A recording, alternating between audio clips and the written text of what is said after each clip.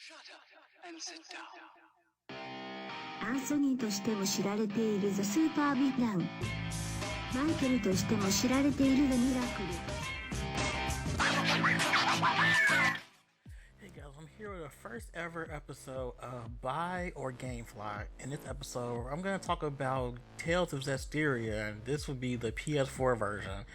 And I'm going to talk about basically the things I liked about the game, things I didn't like about the game, and pretty much give you a synopsis of whether or not you should, go out and spend your hard-earned dollars on it, or you can just wait to buy it later or just rent it. Alright, so the things I like about this game. The first thing that comes up will be the gameplay, and mechanically speaking, this game played very well. The combat was fun. It was very similar to Tales of Grace's F, where it had this CC system, where instead of having to deal with TP and MP and things like that, you just have this gauge that goes back and forth, and it refills after you do so many attacks, and you have to wait for it to refill, which was fun. It kept the combat really, fun and engrossing and engaging, and I enjoyed that. Another one of the new features for the game was the Armada system, which is pretty much you fusing one of your Seraph characters. And you fuse with 4 different types. Of course, these are elemental, fire, water, earth, wind, etc. So that was fun too. And exploring dungeons was very fun too. They brought back elements from older games where you use different tools for different areas to unlock different parts of it or to do different puzzles and things like that, which was fun because that's something that was lost in a lot of other Tales games. They didn't have puzzles, or they really didn't have anything fun to do in exploring dungeons. Just pretty much ran around, found from point A to point B on the map, and you fought monsters along the way, and then you eventually fought the boss, which is, kind of boring. So this game did step up the whole exploring and exploration.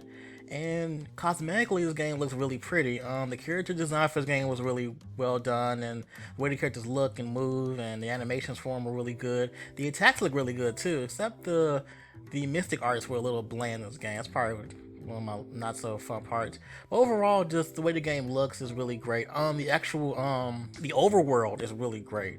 It's a little bit more expansive and a little more grand looking than in the previous game with Tales of Zestiria. The dungeons and the overworld just look really small, and you really have much room to move around with. This game is really grand. You have these big sprawling vistas and mountains, and you guys see so much. So it's really good to see the scope of the game as far as the way it looks and just exploring things on the map. Now, for things I didn't like, I would first have to say that the camera in this game was abysmal. I see they were going for, transitionless, kind of for battle and for exploration, which was great. I like that idea in theory. However, the use of the camera in the game was so poorly done, especially when you're in tight areas where you have to fight in little close quarters, especially going through hallways.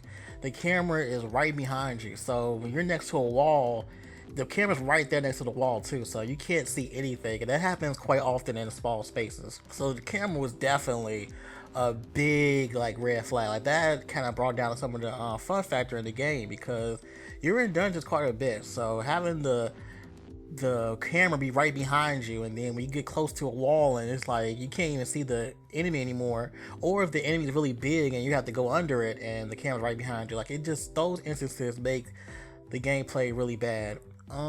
Another thing I didn't really care for was the skill system in this game. The skills are linked to equipment that you get, so they have this really complex skill board, and each weapon has a specific skill on it, and certain skills could be set together in order to make chains and unions and stuff. But the only problem is when you switch out of that particular item, you lose that skill. So let's say you have 5 skills all mapped out that are linked together and just give you a different boost. If you change that particular item, you lose that chain, which means you lose that stat boost. So I felt like that was a little too rigorous, and you just do a lot of grinding and doing a lot of farming for specific items, and I just didn't really care for that part of the game at all. The last but not least would have to be the story. I wouldn't say it's a bad story. I would just say it's a very basic story. It's a very ABC type of feel for it. It wasn't a lot of complex issues in the game. It was very straightforward, which could be good for certain people, but I feel like for a Tales game, it has to have some type of like depth to it.